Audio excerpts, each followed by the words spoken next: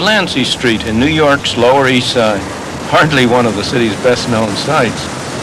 Yet what happened in this street nearly 50 years ago continues to affect all of us today.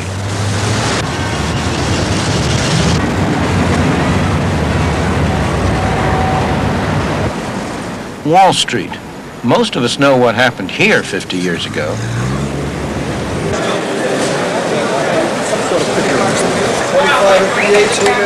Inside the stock exchange, on October 29, 1929, the market collapsed. It came to be known as Black Thursday. The Wall Street crash was followed by the worst depression in American history. That depression has been blamed on the failure of capitalism. It was no such thing, but the myth lives on. What really happened was very different. Although things looked healthy on the surface, business had begun to turn down in mid-1929. The crash intensified the recession. So did continuing bank failures in the South and Midwest. But the recession only became a crisis when these failures spread to New York, and in particular to this building, then the headquarters of the Bank of the United States. The failure of this bank had far-reaching effects, and it need never have happened. It was something of a historical accident that this particular bank played the role it did. Why did it fail? It was a perfectly good bank. Banks that were in far worse financial shape had come under difficulties before it did, and had, through the cooperation of other banks, been saved. The reason why it wasn't saved has to do with its rather special character. First, its name, Bank of United States. A name that made immigrants believe it was an official governmental bank, although in fact it was an ordinary commercial bank. Second, its ownership, Jewish. Both its name and the character of its ownership, which had so much to do with attracting a large number of depositors from the many Jewish businessmen in the city of New York. Both of them also had the effect of alienating other bankers who did not like the special advantage of the name and did not like the character of the ownership. As a result, other banks were all too ready to spread rumors, to help promote an atmosphere in which runs got started on the bank, in which it came into difficulty. And they were less than usually willing to cooperate in the efforts that were made to save it. Only a few blocks away is the Federal Reserve Bank of New York. It was here that the Bank of the United States could have been saved. Indeed, the Federal Reserve System had been set up 17 years earlier, precisely to prevent the worst consequences of bank failures. The Federal Reserve Bank of New York, whose directors today meet in this room, devised a plan in cooperation with the Superintendent of Banking of the State of New York to save the Bank of the United States.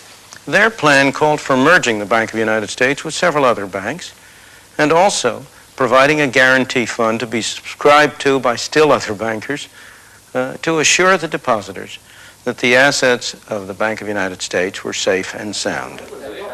The Reserve Bank called meeting after meeting to try to put the plan into effect. It was on again, off again.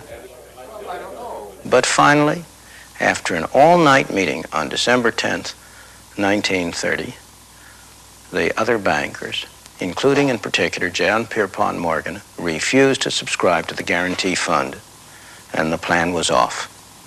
The next day, the Bank of the United States closed its doors, never again to open for business. For its depositors, who saw their savings tied up and their businesses destroyed, the closing was tragic. Yet when the bank was finally liquidated, in the worst years of the Depression, it paid back 92.5 cents on the dollar. Had the other banks cooperated to save it, no one would have lost a penny. For the other New York banks, they thought that closing the Bank of the United States would have purely local effects. They were wrong. Partly because it had so many depositors. Partly because so many of the depositors were small businessmen. Partly because it was the largest bank that had ever been permitted to fail in the United States up to this time. The effects were far-reaching. Depositors all over the country were frightened about the safety of their funds and rushed to withdraw them. There were runs, there were failures of banks by the droves, and all the time the Federal Reserve System stood idly by when it had the power and the duty and the responsibility to provide the cash that would have enabled the banks to meet the insistent demands of their depositors without closing their doors. The way runs on banks can spread and can be stopped is a consequence of the way our banking system works. 88 cents. You may think that when you take some cash to a bank and deposit it, the bank takes that money and sticks it in a vault somewhere to wait until you need it again to turn it back over to you. Okay, how would you like this? Like 2 10s, 1 5, and 5 1s. Okay. The bank does no such thing. It immediately takes a large part of what you put in and lends it out to somebody else. Thanks. How do you suppose it earns interest to pay its expenses or to pay you something for the use of your money? The result is that if all depositors at all the banks tried all at once to convert their deposits into cash, there wouldn't be anything like enough cash in the banks of the country to meet their demands. In order to prevent such an outcome, in order to cut short a run, it's necessary to have some way either to stop people from asking for it or to have some additional source from which cash can be obtained. That was intended to be the purpose of the Federal Reserve System. It was to provide the additional cash to meet the demands of depositors when a run arose. A classic example of how this system could and did work properly can be found over 2,000 miles from New York, near the Great Salt Lake in Utah. In the early 30s, some banks in Salt Lake City and surrounding towns began to get into difficulties. The owners of one of them were smart enough to see what had to be done to keep their banks open, and courageous enough to do it. When fearful depositors began to clamor to withdraw all their money, one of George Eccles' jobs was to brief his cashiers on how to handle the run. Well, then we called all our employees together, and we told them to be at the bank at their place at 8 o'clock and just act as if nothing was happening, just have a smile on their face, if they could, and me too. And we had 4 savings windows, and we said, never leave the window. Lunch hour, anything else, we must have every window open all day. But the important thing was, we knew you'd have a big line there, so there's no use trying to hurry because the line was going to continue. So we said, now, when you get a withdrawal slip and the passbook, go back and check the signature, even though you know your friend John Jones, just to delay time, just to mark time.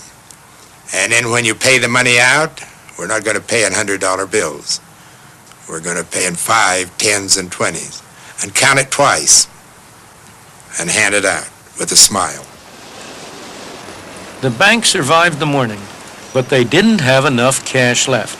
So in the afternoon, they called for more from the Federal Reserve Bank. So the Federal Reserve sent up the armored car. 2 big sacks full of currency was brought in by the guard, crowded through the crowd. And the assistant manager, Morgan Kraft, came in also. So Mariner, my brother, grabbed Mr. Kraft, and he said, now get up on this marble counter and tell these people that you've brought up a lot of money and there's more where that came from. And he did. And then Mariner got up and said, now you've heard that story, we're not going to close. We're going to stay open as long as any of you people want your money. So don't worry about it at all. Well, of course, you had one other bank in the city, and we called him and told him that he couldn't close either. He said, well, I can't. I haven't any money to stay open. So we made him a temporary loan. Because we had another bank close while this run was going on. The psychology of the public would be such we'd never break the run in our bank. Everybody would come until they got all of their money out. The bank survived the first day's run. It was time to change psychology. The second day was to be very different. So that evening we called our employees all together because we knew that the next day people had been working during the day and would have heard about this, and the next morning we'd have them with us. So we figured now we can't let a crowd build up in the lobby. So we told our tellers, I says, now, you pay out this money just as fast as you can. So when anybody comes in the front door, they don't see a line. You pay out $100 bills. And don't let any line ever develop at your window. Well, it never did. So along about noontime, people were just coming and going in a normal fashion, and the run was over.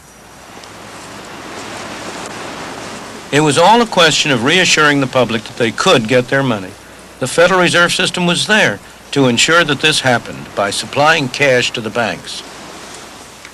Why didn't this system prevent the Great Depression after 1929? Because from 1929 to 1930, after the stock market crash, the Federal Reserve System allowed the quantity of money to decline slowly, thereby throttling the monetary structure. By December 1930, the quantity of money had fallen by 3%, which may not seem much, but a growing economy needs additional money in order to prevent deflation and problems. Given this throttling of the monetary system, what happened after that was more or less inevitable. If the Bank of the United States had not happened to fail, some other bank would have been the victim. It would have failed and would have set off the runs. Once the runs started, the Federal Reserve could have prevented them from having the disastrous consequences they did by stepping in and providing the banking system in general, through creating new money, with the cash it needed to meet the demands of depositors. After all, once depositors start trying to take their money out of the banks, there is a strong tendency for the quantity of money to fall. Each dollar of cash which is withdrawn from a bank had been backing several dollars of deposits. If the Federal Reserve had stepped in, bought government securities on a large scale, provided the cash, the depositors would have found that they could get their money and they would have stopped asking for it. Ironically, the people at the New York Reserve Bank knew that this was the right policy. No one had advocated it more forcefully than Benjamin Strong, the first head of the bank. Tragically for America, he died 2 years before the real crisis. With the death of Benjamin Strong, a truly remarkable man who not only ran the New York Bank, but was also the key figure in the entire Federal Reserve System, a struggle for power broke out between New York, the other banks, and the board in Washington. New York lost, the other banks, and even more, the board in Washington won. That was a little noticed event, but it was the first step in that massive move of power to Washington that has dominated our lives ever since. Then and now, this building housed the U.S. Treasury Department, but at that time, the Federal Reserve Board also had its modest offices somewhere in the same building. The shift of power was sealed a few years later, when the board got its own magnificent temple a few blocks away from here on Constitution Avenue. Despite excellent advice from New York, the system refused to buy government bonds, something which would have provided cash to the commercial banks with which they could have met more easily the insistent demand of their depositors. Instead, believe it or not, the system stood idly by while banks crashed on all sides. As the head of one of the banks put it, the reserve system had to keep its powder dry for a real emergency. But if this wasn't an emergency, what was? As bank after bank closed, a chain reaction was in process, destroying money as it went.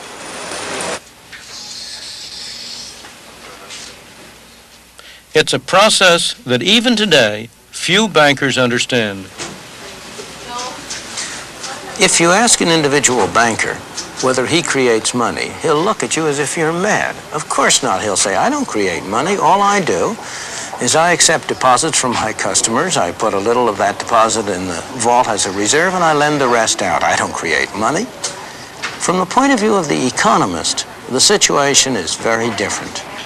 As I've explained earlier, most of the deposits on the books of banks were put there by an accountant's pen. But that simple fact is concealed from the individual banker because it doesn't happen here inside the bank. It happens as a result of the transactions between banks. As the men who ran the Federal Reserve knew very well, it happens when money loaned by one bank is deposited in another bank to be loaned out yet again. In the Depression, the process was working in reverse. The banks were destroying money. Nonetheless, the Federal Reserve let it happen. The end result was that by the time the whole sorry episode was over, by 1933, the quantity of money in the United States had gone down by 1/3. The slow throttling had turned into strangulation. For every $3 of currency and deposits that people had had in 1929, only $2 were left. For every 3 banks that were open in 1929, in 1933, only 2 were left. The terrible depression that followed was a direct result of bungling by the Federal Reserve System.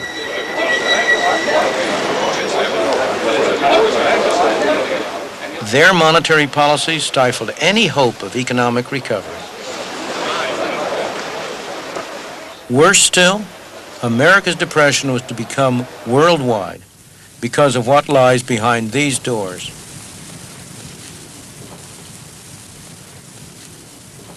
This is the vault of the Federal Reserve Bank of New York. Inside is the largest hoard of gold in the world.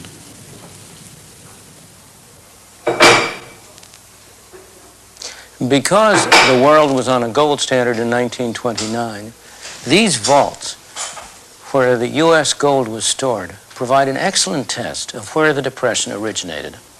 If the Depression had started in Europe or somewhere else in the world, the U.S. would have lost gold. More gold would have flown out of the country than came in. If, on the other hand, the Depression started in the United States, well, then the opposite would happen. More gold would come in from abroad as the effects of our depression spread there than went out abroad. In reality, that is exactly what happened. When the international money system was based on gold, the rules of the game were these. The gold in the United States was supposed to control the amount of money issued by the Federal Reserve. In turn, the amount the Federal Reserve issued controlled the amount of money issued by the commercial banks, which in turn controlled the amount of money that individuals, businesses, and industry could get from the banks. The result, a monetary structure, all supposedly tied to the amount of gold in the vaults in the United States. But in 1930, the Federal Reserve didn't play by the rules. It stood by as banks started to collapse, and with each one that went, the money supply fell. Businesses and industry inevitably began to fail. Americans, now poorer, bought less from abroad. Britain was one of the countries affected. Like the United States, Britain had its own monetary structure tied to gold. The trouble was that Britain could now sell less abroad. It cut down the amount it bought from abroad, but not by enough. Under the rules of the gold standard, it had to pay the difference in gold. With every bar of gold that was shipped out of Britain, the amount of money decreased. A depression that was already underway in Britain got worse. British gold flowed into the United States, supposedly to form the foundation of a new slice of the monetary structure. But the Federal Reserve didn't let it. The gold was simply locked away. The results? Britain remained in trouble until in 1931 it went off the gold standard, cutting the link between the amount of gold and the amount of money. In the United States, suffering the worst depression in history, there was plenty of gold, but to no avail. Although these events happened almost 50 years ago, many of our policies today derive directly from them. Central bankers throughout the world, government officials everywhere, are afraid of a new Great Depression. They have therefore moved in the opposite direction. Instead of the problem of too little money, we are faced with the problem of too much money. The problems of inflation that plague us today traced directly from the problem of deflation that plagued us from 1929 to 1933. People came to believe that free market capitalism had failed. Something was needed to replace it. At Cambridge University in England, a new orthodoxy emerged in the 30s, one that has remained powerful to this day.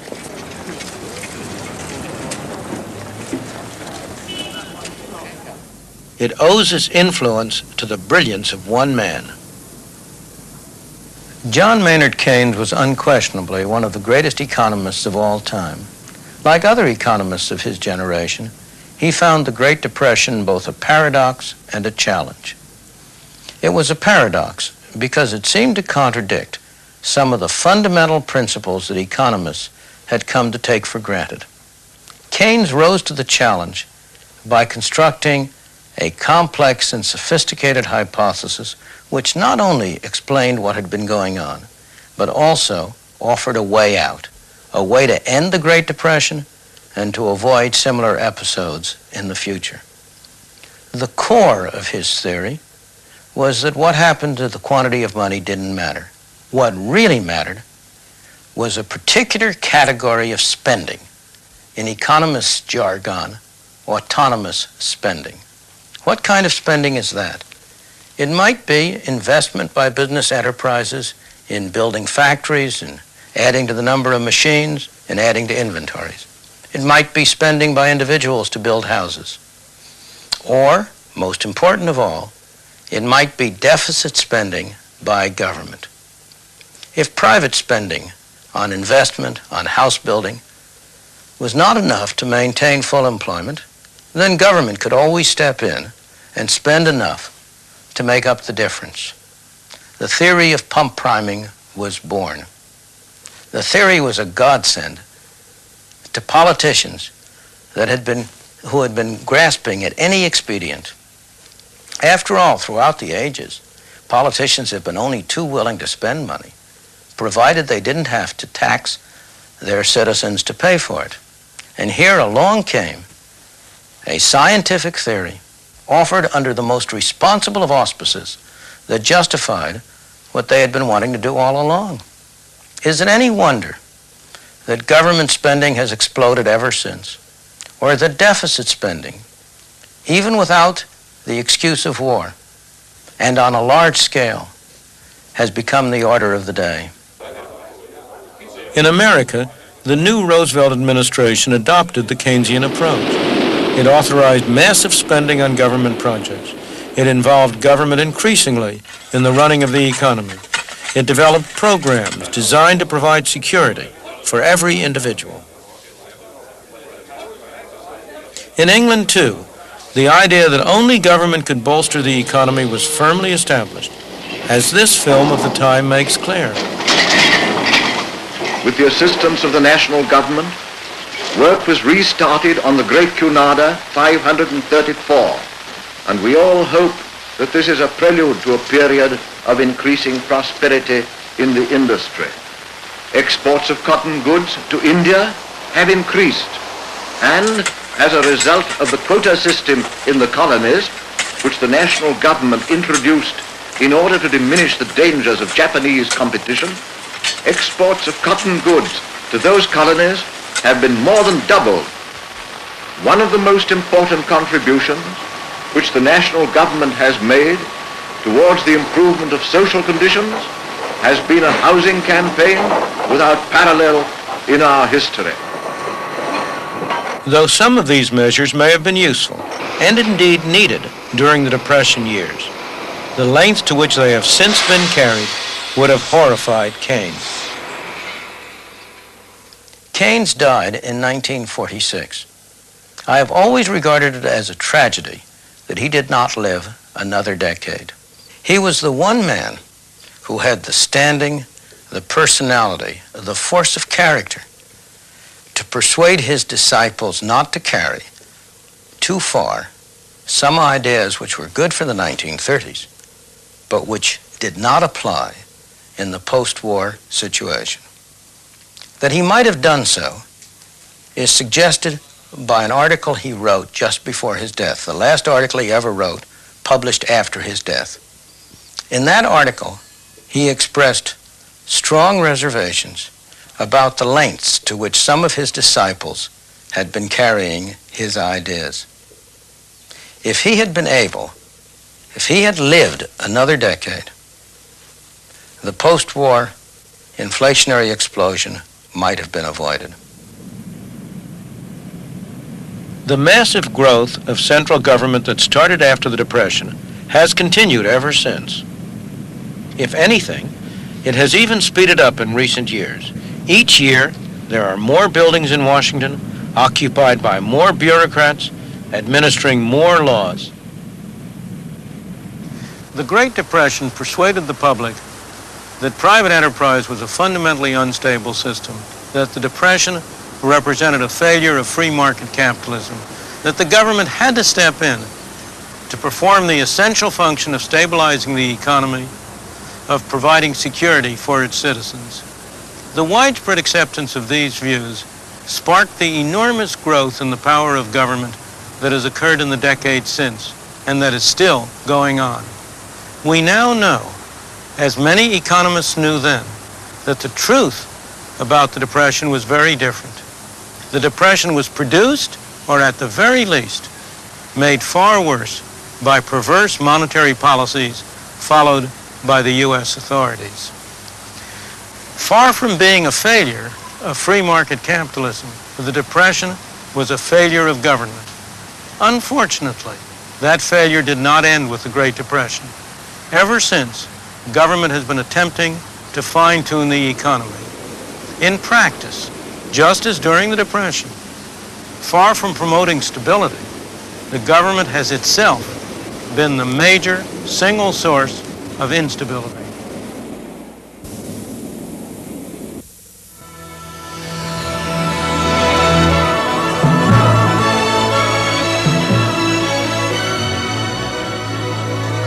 And now we join the invited guests here at the University of Chicago as they discuss Friedman's interpretation of those events and their implications for today. The 1929 crash, the succeeding calamities, were not the first of their kind. Capitalism has been subject to severe depressions since the beginning of the Industrial Revolution.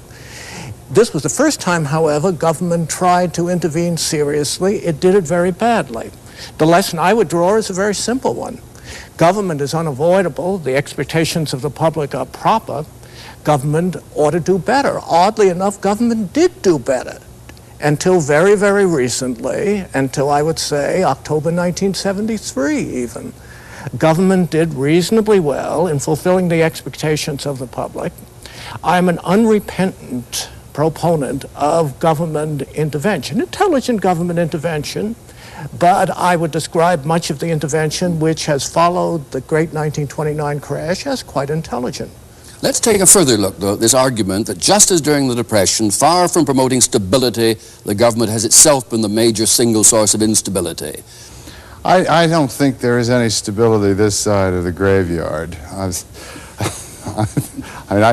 don't think it matters what system you're working under. You're not going to have a level and hold it under any system with living human beings. Governments are larger now and therefore more of a source of an influence for good and for bad. And I think, like Mr. von Hoffman, that you can't get perfect stability. Given that you're going to have governments, given that there are legitimate functions of governments, there are also risks in having the government be as active as it is. Peter J. I think that government is a god that has failed. I think that we have too much of it and need less of it. I think it has failed to prevent both the modern forms of economic instability and the pre-war ones. I do not, however, think that government is the original or primary source of that instability, and I do not think that simply getting rid of the government, or greatly reducing it, which I'm in favor of, will by itself remove the instability. I would put it this way. There was a great economist with a suitably esoteric doctrine which could nevertheless be translated, as Dr. Friedman did in the film, into simple English, at the same time as there was the widespread hardship of the Great Depression and the natural yearning of human beings not to repeat anything like it. So you have a coincidence of an appropriate theory with an appropriate public sentiment. And I suppose the symbol in the United States was the passage in 1946 of the Employment Act of that year, which it was a weak measure, but it was nevertheless a public declaration of an obligation of government to do something about employment and economic prosperity. And a good thing, too. Now, that's really the crux of the matter. Do you agree it was a good thing, too, that obligation was accepted by government at that stage? I think it's very important here to distinguish two completely different issues. There is a rather narrow issue as to whether Keynes was right or wrong in believing that you could stabilize the economy with regard to really one essential variable, unemployment, by a certain technique which he talked about. We may now think that he was wrong, but that's a quite separate issue from the broad political philosophical issue associated with socialism, associated with social democrats and many other so-called left-wing political thinkers, that the duty of government, so far as it can, is to concern itself not only with defense and law and order and the traditional things, but also with the social welfare and the economic welfare of a society. Now, that's a broad philosophical... Was that a disaster, as Milton seemed to be implying, or was it a good and helpful and useful thing to happen? Well, that is one of the great, perhaps the greatest of all debates in political philosophy, as to whether or not it is right or is not right to believe that a society collectively should concern itself with these things and has the right, having concerned itself through law and through government and in other ways, to move to try to correct these things. But it seems to me, though, that Americans have believed that for the last century. I mean, William McKinley ran on the slogan of a full dinner pail, so that the notion that this is a government responsibility for prosperity dates from the 1930s, I think, is erroneous. What I wonder about after having seen that film is this. We have, in 1929, we have the man who could have saved it dead 2 years, and in 1946, we've got the man who might have saved it dying. So what I have to ask is, are we doomed to find out the right answer only too late? Is it possible that for somebody who's recently died? Rummage through the morgue. Well, you asked the question. But I think the question is a very different one. And it goes to much of the discussion to this point. Everybody looks for the right man. You say government... You brought him up. Those men at that time. Right. Quite right. But a system which depends on the right man is a bad system. The Federal Reserve was a bad system because it depended on the right man working it.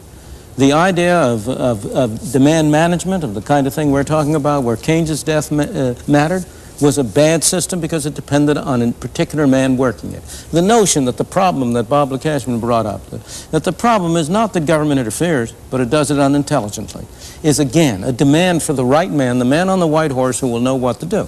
My whole view is very different.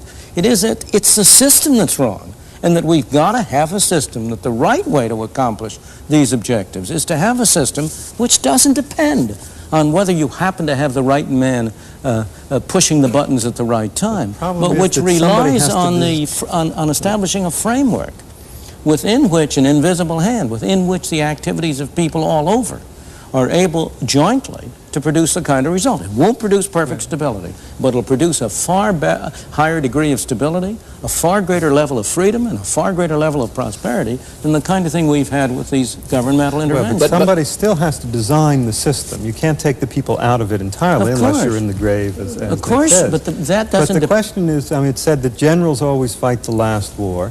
How do we know that the system won't fight the last war? We probably won't have another depression exactly like 1929 to 33. But that doesn't say we won't have another depression or another stagflation or another crisis of some other sort. But is the process reversible? Because you argued that the public, having been appalled by the Great Depression, in effect demanded of governments that they accept responsibility for well-being of the economy, for management of the society, and so on. Now, that expectation having been raised, can it be reversed? Let me answer a question you didn't ask.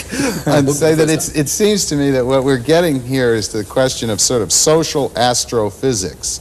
And that is, do we have an unseen hand, or are we on the war star where we are trying to design a computer that is going to take care of the navigation of this thing? In other words, it seems to me that that's our central question. Is there a mechanism that you can put right in the center of the spaceship that will operate regardless of who is the captain on the quarterdeck at any one moment in time? I don't think that's an economic question. I think that's a question that goes to religion. Well, that's not on our agenda, actually. Why not? I boldly repeat the question, though. The expectation having been raised in the public mind, can you reverse this process where government is expected to produce the happy result? Oh, no way. And it would be very foolish of the public, which is on the whole more sensible than academics, to come to this conclusion. They look around them. What do they see? They see a whole collection of visible hands attached to Exxon, other large corporations. These are not small, independent competitors jostling with each other for the patronage of the public. These are large organizations with substantial influence on their markets. Government's interference, clumsy as it often is an almost unavoidable response to the very visible manipulations of large organizations. If there's, again, you're an academic, we're talking about fact and history. Now, the history is that the growth of government has not been as a result of the things you're pointing out. It isn't the large corporations, it isn't the large unions, it isn't the technological development that has produced the major growth of government. The major growth of government in our time has come in the redistributive area. It's come in the area of designing programs which take from some people and give to others. We're not going to go into those here because we discuss those in our next two programs, which deal with exactly the question of whether the government intervention that was stimulated by the Great Depression has been a success or a failure. But to your point, the grounds that you give for greater government intervention have almost nothing whatsoever to do with the actual factual growth of government. Now, at the end of the war, immediately after World War II, it was thought that government was going to get involved, especially in Britain, in France, in central economic planning on a large scale. Because of the war experience, too, when government was very much involved. And Germany and Japan as well. Germany and Japan as well. And it's a war. Created a myth just as the Great Depression created. Or rather reinforced the myth of government responsibility. Yes, but it created a different myth. This is a subject we don't discuss much in the film. We've discussed it in a book that we're bringing out with the same title to go along with the book. But the great myth that was created by the war was a myth that government was efficient. And it was, for wartime purposes, at least in Britain and the United States. It wasn't so efficient in Germany and the losing countries. But why was that a myth? It was a myth because it is one thing for government to plan and to control an economy for a single overriding objective, one solitary objective, win the war. It's a very different thing for government to control the economy for the many numerous tastes of all of us, of a very large number of people in a complex world. And you asked the question of whether people's opinions can be changed. Yes. I can't change their opinions, you can't change their opinions, but experience is changing their opinions. Is there anybody anywhere now who believes that government is an efficient way to run an industrial enterprise? I think your question, can you get the genie back into the bottle, is a very important one. It is undoubtedly true that in democratic countries there will be a public urge expressed through the political process for something to be done about anything that seems to be wrong. The one thing that inhibits that is the belief that it can't be done. There is no politically expressed desire for the government to do something about the weather because it is widely believed that the government does not control the weather. It was widely believed under the gold standard and pre-Keynes that there was nothing the government could do about the kind of economic trade cycle and depressions that we had before that time. Since then, it is very widely believed, Milton may believe, I may believe wrongly, but nonetheless it's very widely believed that that is now a manageable thing, and therefore the demand is expressed that unemployment should not rise too high, inflation should not rise too high, and so forth. That we should have a war on want or a war on poverty. Now, if you believe, as Milton does, and on this issue I agree with him, that in fact government cannot handle this issue, and you want to get that genie back into the bottle, you can't simply do it by authorities or pundits or academics or others saying, here is a new rule, the government will do nothing. It will not intervene, it will not perform, there will just be a simple monetary rule. You've got politically to persuade people that this is part of a system which they can understand, which will in fact deliver for them the minimal economic objectives that they have, which are basically high employment and stability of prices and one or two other things. Now, in order to do that, you've got to describe a political economic system which will in fact deliver that result. And they will not believe, and in my opinion they will rightly not believe, that simply going back to where we were or where we imagined that we were in 1930 or 1870 by withdrawing the government from the game and doing nothing else will produce that result, and they're right not to believe it. The kind of pristine view that you appear to be putting up of no government isn't really a consistent view. Because I'm not putting up a view of no government. I'm putting up a view of a limited government, limited to specific functions. How you impose the limits. Note that today the budget of HEW is 1.5 times the whole defense budget. That is not where the major growth of government has come.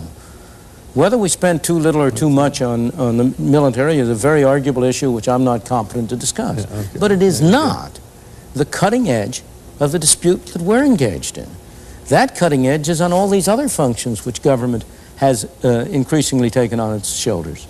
How do you get from here to there? By persuading people to do it and by doing it gradually. You do not get it overnight. CAB was a very, very persuasive element on getting rid of one branch of regulation. The failure of government to produce the full employment and the stable prices that was promised is another. You know, whom are we kidding? Is there anybody around anymore who really believes that government knows how to prevent, by its present methods, inflation or unemployment? We've had increasing inflation. We've had increasing unemployment, not only in the United States. We know this government doesn't. It seems to me that we're talking about at least 4 kinds of government intervention of differing popularity among the public. One is redistributive via the Social Security system and so on, and lots of that is popular. Welfare is unpopular, but Social Security is quite popular. Medicare has a mixed reputation, Medicaid a bad reputation. The redistributive system is a mixed bag from the public standpoint. Another kind of intervention deals with unemployment, a third kind deals with prices, and a fourth kind deals with regulation. Now, again, there is a cry about regulation, which itself breaks down, it seems to me, into 2 parts. Partly a safety kind of thing, partly an economic kind of thing. I doubt that the public is prepared, for example, to eliminate the Food and Drug Administration. Take the way of trying to smooth out the business cycle. All right, now wait on that. I think that the record of doing this in its clumsy way, Republicans, Democrats, assorted administrations in England and elsewhere, between 1945 and 1973 was quite good. Average unemployment during this considerable span of years was lower than it had been probably in any previous spell of modern economic history. Inflation was not a persistent problem in this. Now, I would say, putting the claim at a very modest one, that Keynesian intervention, if we use that as a label, worked pretty well for a whole generation. Now, anything that works well for a whole generation isn't entirely bad. From that fact, and the undeniable fact that things are working poorly now, are we to conclude that the Keynesian sort of mixed regulation was wrong, yes, or alternatively that we need still more regulation? That's my conclusion, I might say. You want the right people manipulating the levers, but go back. Memory smooths things out. If you really look at that 25-year period you're talking about, it was not a period of stability. It was a period that was punctuated by the very sharp inflation of the Korean War. It was a period that was punctuated by 3 recessions in the course of about 8 years in the 50s and early 60s. It was a period in which you had inflation really starting to go from creeping to running in the latter 60s. It was a period which laid the groundwork for the kind of situation in which we are now, where you have both higher unemployment and higher inflation. It was I mean, there were these movements, as we say, but they weren't the movements like the 1930s. There was a recession in 58. Yes, we all called it a recession. We all worried about it and so on, but it was a small thing, little potatoes. The same thing was true in earlier periods between the Great Depressions. If you take the area between the Great Depression in the United States of the 1870s and the 1890s, again, you had a period like that. If you take it between the Great Depression of the 1890s and World War I, with one minor exception, it was similar to that. So that what you have, and this is a historical fact, is that except for the Great Depressions, all of which are linked to monetary collapses and to governmental involvement, in the interim period, the society has been reasonably stable. Have we reached a stage, incidentally, where we need not again see anything like the Great Depression. You say recessions, yes, but it bears no relationship to what we knew in the 30s. Have we solved that problem now? People are deeply... No, I don't think we have, because I think the seeds of it remain there. I don't agree with Professor Lukács that everything was, I don't want to misparaphrase him, but did pretty well until 1973 and it suddenly all went wrong. It seems to me that the seeds of the subsequent instability, stagflation, were there before. That each time round the economic cycle, inflation went a little faster. Each time round the economic cycle, unemployment tended to be a bit higher. But this brings me to what is my disagreement with Professor Friedman. I agree with him that government has failed to correct, and is bound to fail to correct that instability. I do not agree with him that it is the root cause of that instability, or that simply removing or containing the government will remove that instability. Because his constitution, and I agree with all the things he wants to put into it, but I want to put more into it, leaves big capital entirely free to operate. Now, he doesn't mind that. In response to big capital, you are bound to get, as a simple natural reaction, big labor. He doesn't mind that. He's quite happy with that. But my contention is that once you have big labor, you have a way of setting rewards in society, not only by trade unions, but through all sorts of other processes whereby groups get together in order to exploit the political process and legal rights and to protect themselves from competition, in which inevitably people set rewards above what economists call the market clearing price for labor, i.e. they set levels of reward which make it impossible that everybody should be employed. You therefore have a built-in tendency to high unemployment. If governments react to that on the Keynesian pattern by trying to inject spending which will enable these people to be employed, then I agree with Professor Friedman that all you get is faster and faster inflation, and that, if you like, is caused by the government. But the government is a proximate cause of an original instability that is already there. And there's nothing in Professor Friedman's constitution which would correct that inherent, if you like, contradiction or flaw in classical Western political economy. Do you deny, Peter, I want to ask just one question of Peter. Do you deny that big government plays a large part in the rise of big capital and big labor?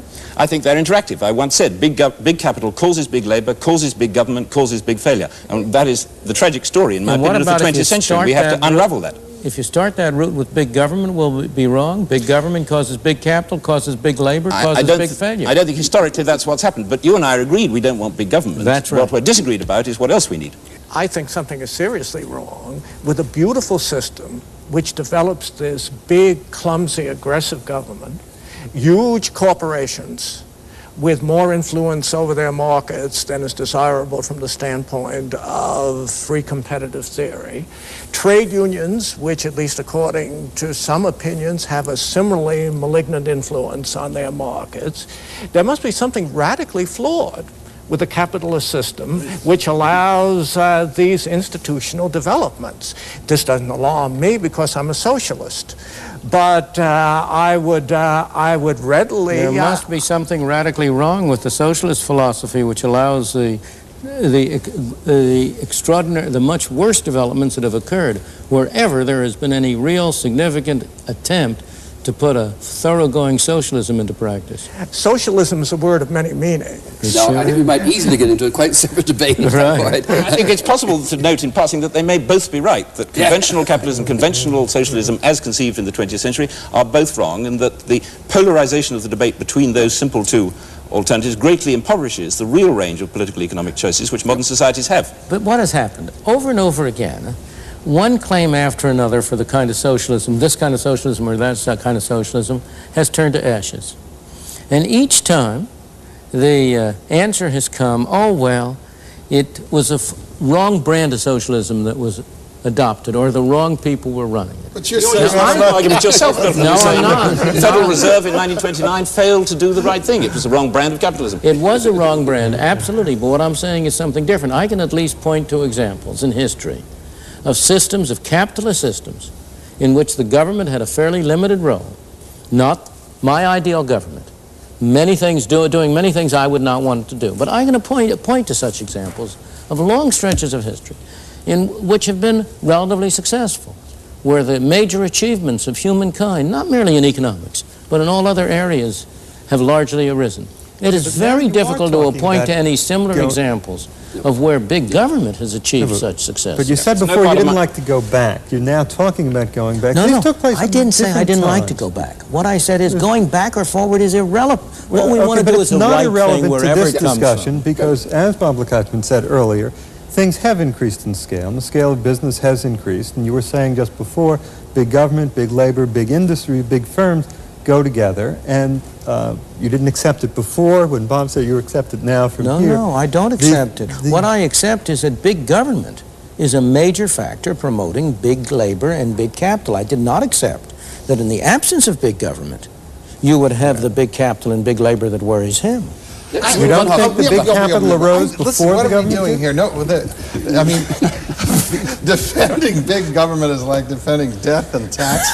When was the last time you met anybody who was in favor of big government? Today I met Bob Lukanczyk. With discrimination. Not per se. You're in favor of functions. I make a living by making distinctions, after all. Certainly not without qualification. You have the floor.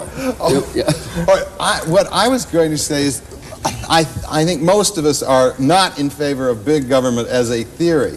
The question that keeps haunting me here is, how do you, going back to your question of just the monetary regulation, how do you make, and let's assume that you can really, we'll go a step further and we'll say, we'll go all the way with you, we will install that mechanism. What makes you think that when the storms arise, that the people running that mechanism are not going to misread just as they did in the past? Because I'm going to have, if I had my way, I would have a mechanism which didn't require them to read anything.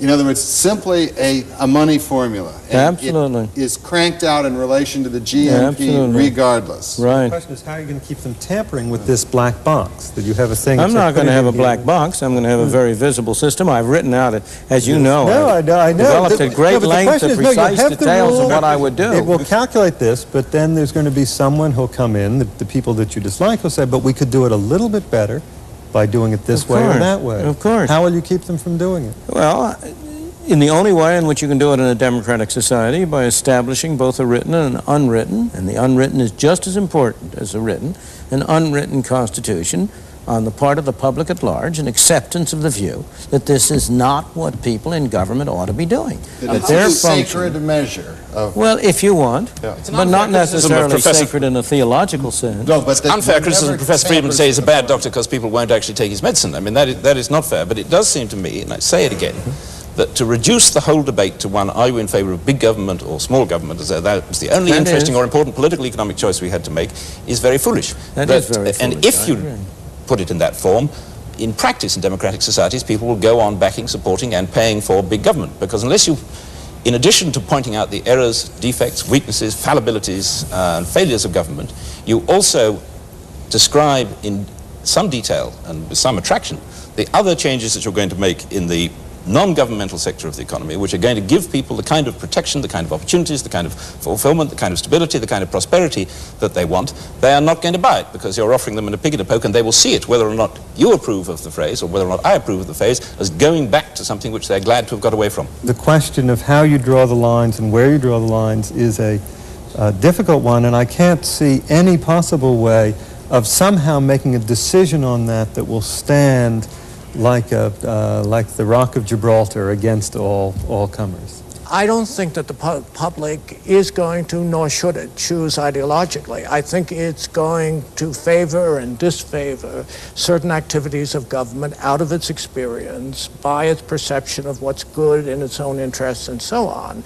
And I don't preclude the possibility that there will be a different mixture of perceptions by the public, which will lead to a shift in the functions of government. But I think it's at least as possible that after the shift occurs, government will be perceived to have more functions as that it will have fewer functions. It seems to me also that you could have the monetary policy that you're talking about and have the very big HEW, etc., and more easily. Unfortunately, you're right. Now, could you dilate on that? No, I meant it, seriously. I agree with you. I agree with Nick. So these are separable issues. And Peter Jay will agree with that, too. In fact, he and I are in almost complete agreement on the desirable monetary policy. Where we differ is on these other policies, and there is certainly no doubt that you could have an essentially automatic stabilizing monetary policy of the kind which I've suggested, of a fixed rate of monetary growth, no discretionary intervention for cyclical purposes, and at the same time have a very big government on HEW, have all sorts of regulation, have tariffs and all other things. With respect to Peter Jay's more general statement, it's impossible not to agree with his statement because it concentrates on objectives and not on means. And the real issue has to do with means. What are the most appropriate and effective means which will give people the greatest assurance? You can't give them certainty, but the greatest assurance that they will have a reasonably stable society with opportunity for themselves. There we will end the discussion for this week, and we hope you'll join us again in the next edition of Free to Choose.